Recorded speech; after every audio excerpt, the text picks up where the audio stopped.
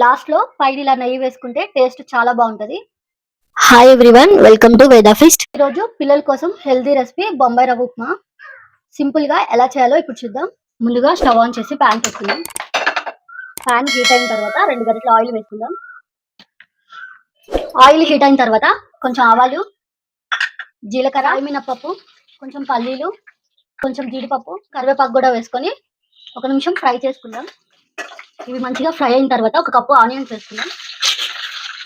ఒకసారి కలుపుకుందాం. కొంచెం సాల్ట్ కూడా వేసుకుందాం. ఒకసారి కలుపుకుందాం.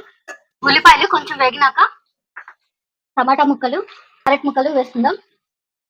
ఒకసారి కలుపుకుందాం. వీటిని మూత పెట్టుకుని 2-3 నిమిషాలు మగ్గనిద్దాం. ఇవి మంచిగా వేగినాయి. 4 గ్లాసులు వాటర్ పోసుకుందాం. వాటర్ ని బాగా మరగాలి కలుపుకుందాం. వాటర్ చక్కగా మరిగిపోయినాయి. పొయ్యిని సిమ్ లో పెట్టుకుందాం. కొద్ది బొంబాయి రవ్వ వేసుకుంటూ తిప్పుకుంటూ ఉందాం, లేదంటే ఉండలు కట్టేస్తుంది.